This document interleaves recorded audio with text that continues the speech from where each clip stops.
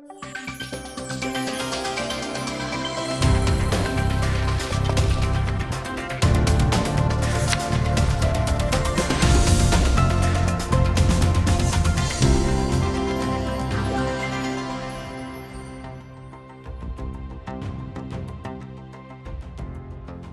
بینەرانی بەڕێز کۆتایی مانگی سێی هەموو ساڵێک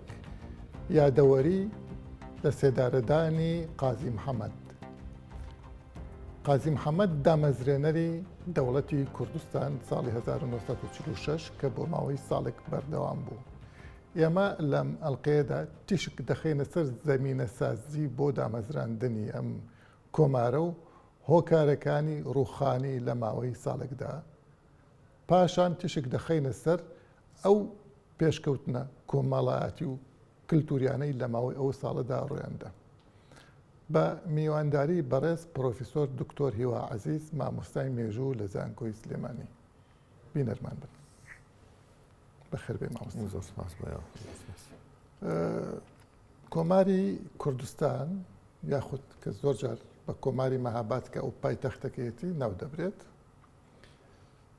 لەلایەن قازی محەممەد و هاوڕێکانی و حیزبی دیموکراتی کوردستاندا دەمەزرێت. بەڵام پێش ئەوەش هەڵبەتە زەمینە سازیەک هەبووە بۆ ئەم دامەزراندنە. جاری کۆماری کوردستان خۆی چی ئەو زەمینە سازیانە چی بوو؟ بەڵێ زۆر سپاس بۆ ئەم دەرفەتە و لێرەشەوە سەری ڕێز و نەوازش بۆ گیانی پاکی قازی محەممەد و سەرجەم شەهیدانی کۆماری کوردستان و تەواوی کاروانی ڕێگای ڕزگاری خوازی کورد بە شێوەیەکی گشتی دانوێنی. کۆماری کوردستان یەک لە ئەزمونە گرنگەکانی مێژووی حکومڕانیە لە کوردستان بە شێوەیەکی گشتی و ئەتوانم بڵێم دووەم گرنگترین ئەزمونە لە مێژووی کووردا لە دوای مێژووی حکومڕانی لە باشووری کوردستان، هەم لە ڕووی ماوەی حکومڕانەکەی و هەم لە ڕووی بەرفراوانی سنووری جوگرافی حکومکردنەکەی و پێکاتەی ناوەخنی لە حکومڕانی لە بابڕین لە باشووری کوردستان. کۆماری کوردستان ئێستا ئەتوانی وەکو دووەم گرنگترین حکومڕانی لە سەدەی 20 لە ناو مێژووی کووردا سەیری بکەین. زەمینەی دروستبوونی کۆماری کوردستان لە ڕاستیە پەیوەندی بە و گۆڕانکاری و ململانیانەوە هەبوو کە لە جەنگی دووەمی جیهانیە دەستیان پێکرد، بە تایبەتی لە ساڵی 1940ەوە دوای ئەوەی کە با بڵێن هەردوو بریتانیا و با بڵێن سۆڤێت یەنە ناو معادلەی ململانەکان و ئایانەوێ خەتێک بکەنەوە لە بینی با بڵێن بریتانیا و سۆڤێتە تاوەکو هێزەکانی سۆڤێتە تاوەکو بتوانن پەیوەندیان هەبێەوە هەرگیز پەیوەندیان دانەبڕێ، بە تایبەتی کە مەترسی لە هاتنناوی ئەڵمانیا هەبوو بۆ خاکی ئێران، لەبەرەوە بە شێوازێکی کردداری هێزەکانیان هاتنە ناوەوە و ئەمە کاریگەری گەورەی لەسەر بارودۆخی ناوخۆی ئێران هەبوو و جۆرێک لە پشێوی و ئاڵۆزی لە ئێرانە دروست کرد کە دوجار نەک تەنها بۆ کورد زەمینەی بۆ تەواوی کۆمەلگای ئێرانی ڕەخسان کە بارودۆخێکی شلۆک و تا ڕادەیەک شپرز دروست ببێ و ئەوانەی کە لە ئێرانە پێشتر وەکو مافخورا و سەیرەکران و مافیان خورابوو زەوت کرابوو جۆرێک لە جوڵە و چالاکیان دەست پێ کرد. هەر لەم چوارچەوەیە لە با بڵێن کوردستانیشەوە لە چوارچەوەی ئێرانە خەبات و چالاکیەکان گڕوتینێکی زیاتریان وەرگرت و وەکو قازی محەممەد خۆی لە ئاماژەیەکە باس لەواکە کە لە ڕاستیە بەر لە ڕاگەاندنی کۆمار بە شێوازێکی کردداری فعلی ئەمان بۆ 4 ساڵ پێشتریش خاوەنی جۆرێک لە ئۆتۆنۆمی و کاری سەربەخۆیی خۆیان بوون، لانی کەم لە ڕووی ئیداری و کارجێڕیەوە توانیوانە کاروبارەکانی خۆیان بەڕێوە بەرن لە ناوچە کوردەکانە. بۆیە دەسەڵاتی با بڵێن ئێران بە شێوەیەکی گشتی جۆرێک لە پاشەکشەی کردبوو تەنها لە سنوورە نزیکەکانی ناوچەکانی کوردستانە وجودیان هەبوو، بە تەنیشتی کوردستانەوە ئازاریەکانیش کەوتنە چالاکی و با بڵێن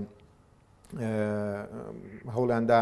جۆرێک لە ماف و سەربەخۆیی خۆیان و ئۆتۆنۆمی بخۆیان ڕابگەێنن و ئەم زەمینەیە واتە هەم زەمینە نێودەوڵەتی و هەرێمێکە و هەم زەمینە ناوخۆیەکە کە ڕۆژهەڵاتی کوردستان هەمیشە پێگەیەکی بەهێزی لە خەباتی ڕزگاری خوازی و هەوڵدان بۆ سربەخۆیی یان لانی کەم بۆ ئۆتۆنۆمی هەوڵیان داوە. ئەمانە زمینێکی باش بوون بۆ ئەوەی کە وردە وردە دوجار لە ڕاگەاندنی کۆمارە بەرجەستە بێت. دکتۆر دیقەتی دوو وشەمدا کە ئەمە تشکی بخەمە سەر.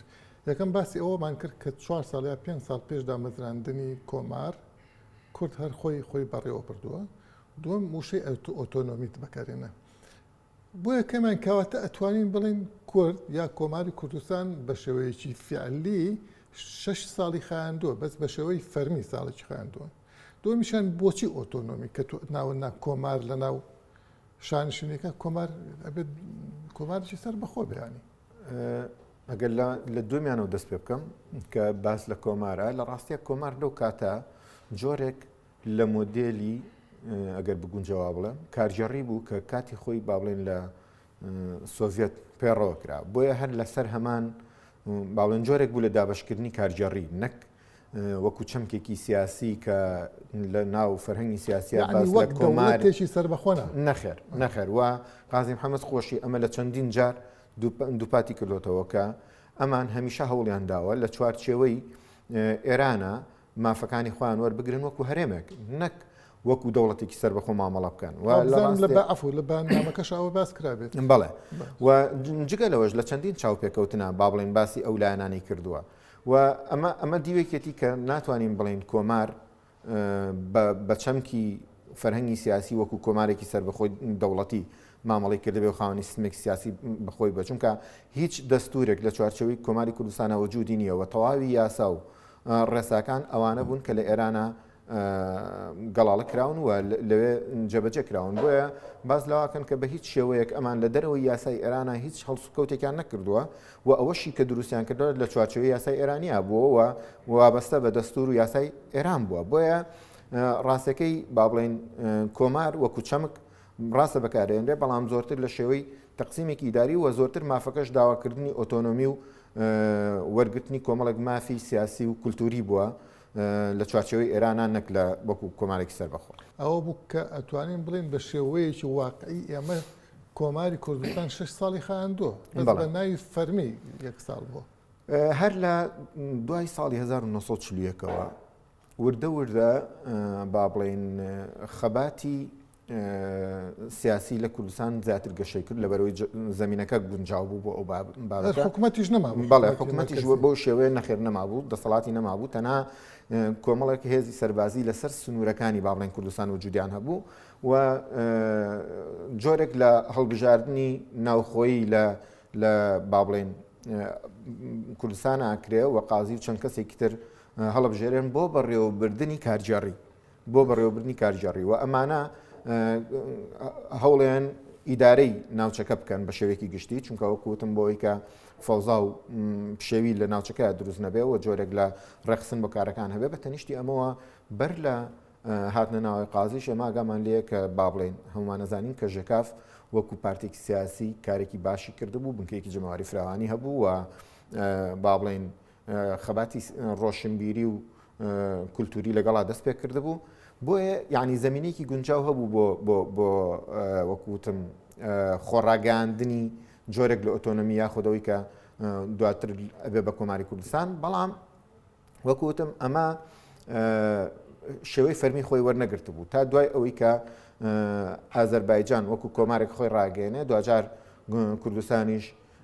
با بڵێن نوێنەرانی کورد زمینەی گونجاو ئەدۆزنەوە لەگەڵ سۆڤێتە ئەکەونە گفتوگۆ لەگە با بڵێن لە ناو خۆیان جۆرێک لە ڕێخستن دروستەکەنەوە و جارێکی ترووە دوای دروستکردنی با بڵێن حیزبی دیموکرات ئەبینین کە کۆمارەکەشی ئەعلانەکەن و با بڵێن وەکو کۆماری کوردستان کە هاوشێوە و هاوفۆرمی کۆماری ئازەربایجان. دکتۆر با بێمە شخصی قازی محەممەد خۆی کە ئێمە بەم بۆنەوە بەرنامەکاتین ئەوەی کە بینرێ قازی لە پێشە لە ناو ئەم حیزبیان نییە وەک ئەندامێکی ساکار هێتە ناو حیزبەکەەوە ئەندامێکی ئاتادیانی دامەزرێنەر نییە سەرکردایەتی نیە ئەو ستراکچەرە نازانم چۆن بووە لەو کاتەیە بەڵام یەکسەر دەکرێتە پێشەوای حیزب یا ڕاپەری حیزب چوتان دوای یەکسەر دەکرێتە پێشەوای بڵین یاخود سەرۆکی ئەو کۆمارەکە دروست دەکرێت. هۆکاری ئەمە چییە؟ هۆکاری سیاسیە، خێڵەکیە، تاریخیە؟ بەڵێ ڕاستەکەی بنەماڵی قازم محەممەد بە حکومی ئەو پێگە دینیە بەهێزەی کە هەیان بۆ لە چوارچەوەی با بڵێن موسساتی حکومی بە تایبەتی لەلایەنی قەزاوەت و حکومدان و دادگایەوە لە پێگەکەشان لە ڕوو شەریعەتەوە پێگەیەکی بەهێز بووەوە بنەماڵەیەک بوون دیار بوون لە بەشەیەکی گشتی لەسەر ئاستی کوردستانیش دیاربوون نەکرد تەنها لە مەهابات و ئەوانە. بەڵام ئەگەر بگەڕێنەوە بۆ مێژووی قازی باس لەوە کرێ سەرچاوەکان باس لەواکەن کە لە 27 تا لە وەکو ئەندامێکی خۆی بوون چالاکی سیاسی هەبووە و دوجاریش لە ساڵەکانی دواترا وەکوتم لە بیدایەتی چلەکانەوە وردە خەباتی سیاسی باڵێن قازم محەممەد خۆی بوون حیزب بوو. بەڵێ هەر وجودی هەبووە. بەڵام یەک بابەت هەیە کە ئەویش ئەوەیە کە کاتێک ژێکاف دروستە بێت تەوان لە پرۆگرامی ژێکافە ئەوەیە کە نابێ با بڵێن خاوەن پێگە خێڵەکی و زەویزاریەکان با بڵێنەوانی کەوەکو دەرەبەگو یاخود پیاوی ئاینی و ئەوانن بۆیان هەبووە ببنە ئەندام لە ژێکاف بەڵام بۆیان نەبووە پلە و پۆستی باڵاوەربگرن ژێکاف زۆرتر بەرەو شەپ بەڵێ. بەڵام کاتێک کە قازیەت هەم بە حکمی ئەو پێگە بەهێزەی کە هەیەی و هەم جۆرێک لە ئەزمون و مێژووی کاری سیاسی هەیە وردە وردێتە ناو و دوجار زمینەی بۆ ئەگونجێندرێ بۆی بێتە ئاستە بەرزەکانی حیزب بۆ یەکێک وەکو هەژار ئەڵێ هێنانی قازی بۆ ژێکاف ڕاستەکەی بەشێکی گەورەی پەیوەندی بەوە هەبوو کە خەڵک بە ئاماژەکەی هەژار تاوەکو بەم سەرڕوت و دەمڕوتانە بڕوای نەبێ بڕای بە قازی هەیە واتە بە مەفهومی ئەمڕۆ بۆ فراوانکردنی بنکەی جەماوەری ژێکاف پەنان بۆ پێتوانە هێنانی قازی شۆڕشێک بوو بۆ بەرفراوان بوونی حیزب ینی بۆ بە جەماوەری بوو لە ڕاستیە ئەکرێت دوودی و بێ دیوێکانەوەیە کە بەڵێ بە هاتنی قازی بنکەیەکی جەماوەری فراوان بۆ حیزب دروستە بێ و لە هەمان کاتە با بڵێن دەنگدانەوەیکی گەورە دروستەکەوە زۆرتر بە متمانەوە قازی مامەڵاکە و خاوەنی جۆرێک لە ئەزمموی مێژووی خۆیەتی ئەم دیوەی بەڵێ پۆزتیڤەوە ئەرێنیەوە توانین باسی لێ بکەین. بەڵام بە دیوەکەی ترا ئەگەر بە تێڕوانینی پێشکەوتن خوازانە سەیری ژێکافکەی کە حیزبێکە کە کۆمەڵ نخبەیەک لە کۆمەلگای کوردی لەو قۆناغا لە ڕۆژهەڵاتی کوردستان دروستیەکەن و با بڵێن چینی ئەوەی ئەگەر بتوانین ناویان بنین چینی ناوەند ڕۆڵێکی گرنگیان لە بنیادی ئەم حیزب و پایەکانی ئەم حیزبە هەیە. بەڵام بە هاتنی قازی ئەم چینە وردە بەرەو پوکانەوە یاخود لانی کەم لاوازە بن کە ناتوانن لە بەرامبەر ئەو پێگە باڵا بەهێزە جەماوەری قازیا بڕیار بن. بۆیە گۆڕینی ناوی ژێکاف بۆ حیزبی دیموکرات مەرج نییە کۆدەنگی لەسەر بوو بێ لەسەرەوەی کە ئەم حیزبە پێشکەوتن خوازە بگۆڕێ بۆ حیزبێکی تر. مەسەلەن شێوازی مامەڵەکردن و ئیشکردن با بڵێن جۆرێک لە ناکۆکی وجودی هەبووە لە ناوەخنا. بەڵام دوجار بەو شێوازە کەوتەوە کە قازی بۆ سەرۆکی حیزب وە جڵەوی ڕوتی ڕووداوەکانی بەس دکتۆر وەک لە یادەوەریەکان یا بیرەوەریەکانی کوڕەزاکەی ڕۆزڤەلت کە لەو کاتیا ڕئیسی ئەمریکیە دەرەکەوێت کە ئەوان قازیشان بە کۆمۆنیست زانیوە ینی جۆرێک لە بڵێن دژبەری نیە لە نێوان ئەم دوو بۆ چوونە پێم وانە ئەوە تێڕوانینی لەواچێ ئەوان بێ. بەڵام لەسەر ئەساسی ئەوەی بەشێکی بۆ ئەوە بێ کە تەبریری ئەوە بدەن کە بۆچی پشگیری کۆماری کوردستانیان نەکرد کاتێک کە سۆڤێت کشایەوە لە بەرامبەر وەرگرتنی امتیازەکانی کۆماری کوردستان تەنیا کەوت و کەوتە بەر هێرش و بۆیە ینی ئاساییە ئەوان ئاسەیریکەن. بەڵام قازی خۆی پێش ئەوەی ئیشەکە وەرگێ پرس بە یەکێک لە مامۆساکانێکە بە مەلای بێتوشیەکە لەسەرەوەی کە شتێکی وام لە بەردەسە ئایا بەشداری بکەمیانەی کەم. بۆیە لە وەڵامی نامەیەکە مەلای بێتوشی اختیارە خاتە دەستی خۆی ینی ئەو با بڵێن ڕێو ڕسمە دینیانی کە پێویستە بگرێتە بەر لەکردنی سەڵاتی استیخارەوە هەتا دوایی بۆیە بینی کە بەو ڕێچکەیە ڕۆشتووە. دکتۆر دوو خاڵ کە ئەمێت باسی بکەم یەک مەسلەی ئاڵای کوردستان باجاری ئەمان هەر باسکەین قازی لەو کاتە ئاڵا دروست دەکەن و ئاڵاش هەڵئێن ئاڵا وەک ئۆتۆنۆمی پێویستی بە ئاڵا هەیە ئەمە دلیلێک نیە بۆی کە کۆمار دروست دەکەن ئەجا ئاڵاکەش دوانەوە دەرەکەوێتێک لەمە ئەم ئاڵای خۆمان ئێستا کە لە هەرێمی کوردستانی ئاڵای تریش ئەو چۆنە ڕاستەکەی ئەو ڕۆژەی کە ئاڵا هەڵەکرێ ئەو ڕۆژە قازی لە وتارێکە باس لەواکە کە ئەمان داوای مافەکانی خوانەکەن لە چوارچەوەی کەواتە ئاڵای بۆچی بەڵام وەکو ڕەمزێک بۆ کۆمارەکە ئاڵایان هەڵکردووە ئاڵاکەش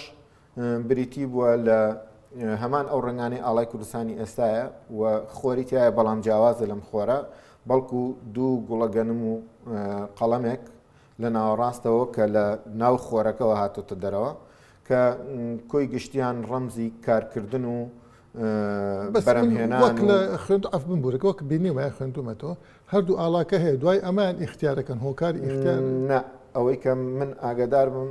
هەر ئەو ئاڵایەیە کە بەو شێوازە دروستکەوە دووگڵەگەرمەکەیت بەڵێ ئەوەی دووگڵەگەرمەکە قەڵەمەکەی تایە باشە بەڵێ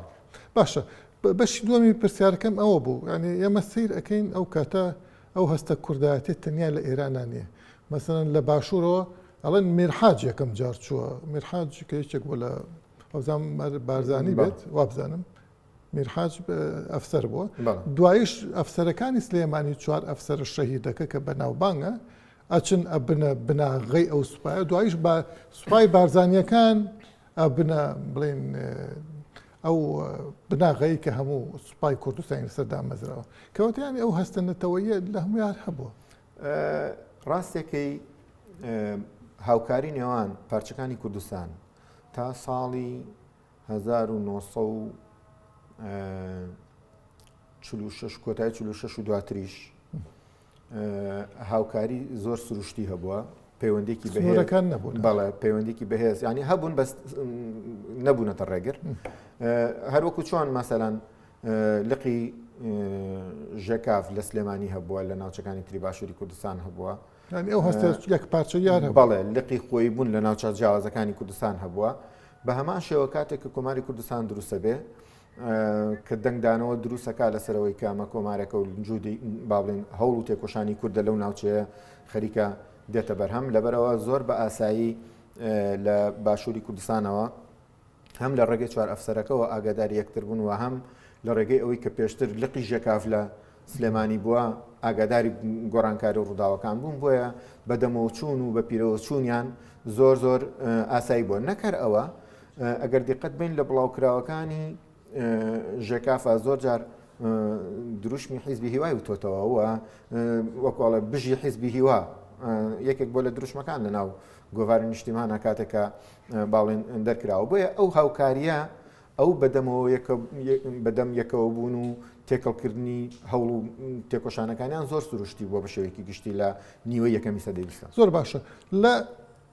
کاتمان زۆر کەمە لە کاتی ڕوخانە هۆکاری ڕوخان چییە؟ بۆچی ئەنجا قازی بۆ ئەمێنێتەوە لەبەر پەتی سێدارە بۆ نمونە دوو حاڵەتیان لە بەردەما بۆ یا بەنەشاخ شۆڕشکن یا وەک مستەفا بارزانی ڕەحمەتی و ئەتباعەکان بەرەو سۆڤێت بڕشتەکانی ئەم دوو پرسیارە هۆکاری ڕوخانەکە و شێوازی مامەڵەکردنی قازی لەگەڵم هۆکاری ڕوخان زۆر ئاسایی دیارەکە مەسەلەن ڕێکەوتنی نێوان ئێران و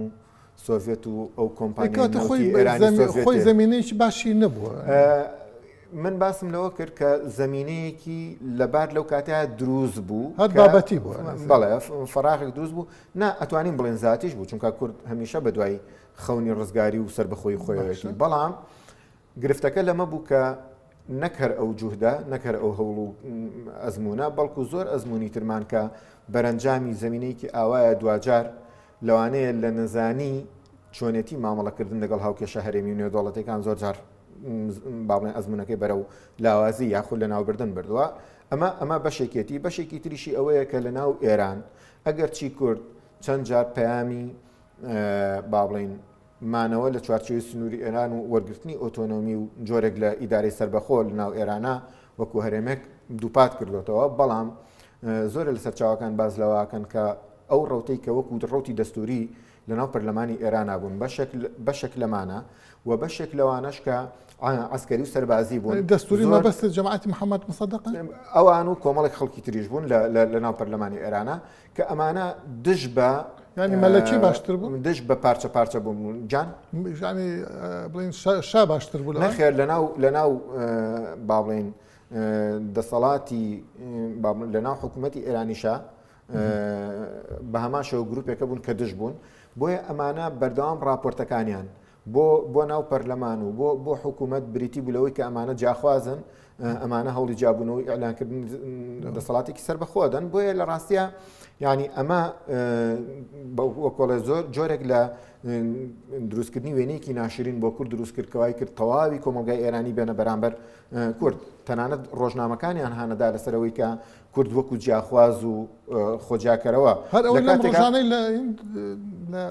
ئۆرمێ ڕوویە هەمان ئەو بەڵێ ڕاستە جا بۆیە تەنها داوای جیاوازی با بڵێن کۆماری کوردستان لەو قۆناغەیە ئەوە بوو کە ئێمە سێ پارێزگامان هەبێ پارێزگای مەهاباد وەکو پارێزگایەک سەنەندە وەکو پارێزگایەک سنە و هەروەها پارێزگای سەقزبانە وەکو پارێزگایەک دروست کرێەوە کرێتە وەحدەیەکی ئیداری ئەوانوازیان لە ڕزایی هێنا بوو بەدڵنیایی و باسییان لەوە بوو کە ئەمانە مافی کولتوری و زمانی با بڵێن زمان و خوێندن بە زمانی کوردی و ئانیان پێ بدرێ و لە چوارچەوەی ئێرانە بمێنەوە و تەنانەت لە کاتی دادگایی قازی شاباز لەوە کاڵێ ئێمە وەکۆڵێ ڕەنگەکانی ئاڵاکەشمان لە ئاڵای ئێرانەوە وەرگرتومانیستە جیازێک بە کورتی قازی بۆ خۆی تەسلیم کرد بۆ نەڕۆی بۆ نەیدایە شاخ با من بگەڕێمەوە بۆ ئەو نامەیە کە بۆ مەلای بێتوشیە نێرێ مەلای بێتوشی لە وەڵامە پێڵێڵێ لەم ئەزمونە بۆ ماوەیەک سەرکەوتۆبی بەڵام 2000 سەری خۆت تیابەی و قازی محەممەد وەکو ڕەمزێک هەم وەکو ڕەمزێکی ئاینیەوە و هەم وەکو ڕەمزێکی نیشتیمانی و نەتەوەیی لە ناو خەڵکە کە مایەی سەرسامی و یعجابی خەڵک بووە و خەڵک هەوڵیان ناوە وەکو ئەو بکەنەوە ئەگەر دیقەت بی یعنی تۆ کاتێک کە مەلا مستەفای بەرزانی لە باشوورە ڕەمزە بەڵام لە بوونی قازیە وەکو جەنەڕاڵێکی سەربازی مامەڵاکە نەکو وەکو سەرکردەیەکی بڕیار بەدەست بۆیە لە ڕاستەیە قازی ڕەمزێکی زۆر گەورە و با بڵێن ئەوەی هەیە کەسایەتێکی زۆر بەهێز و گەورەی هەبووە نەنگی بووە هەم وەکو شەخص هەم وەکو ڕەمزی کوردایەتی با بڵێن بەمانای وشە بڵێن ڕابکە یا هەڵبێ لە دۆخەکە جیاوازی هەیە لە ڕاستیە گرتنی قازی هەروەکو خۆشی بڕای پێبوو و لە سێدارەدانی قازی تا ڕادەیەکی زۆر ڕق و تووڕێی دەسەڵاتی ئێرانی خاڵی کردەوە لەوەی کە ڕق و تووڕێیەکە بە خەڵکو و بە شارەکانی کوردستان پێگە و باخی بڵین کۆماری کوردستان لەو کاتە بۆ مێژوو و بۆ ئێستای ئێمەی کردووە بۆ ئایندە هەنی چۆن ئەیبینیتانی لە ڕاستیە من حەزمە کرد ئەمە قسەی زۆر لە سەکەم تۆڵی زۆر بەڵام ڕاستێکی کۆماری کوردستان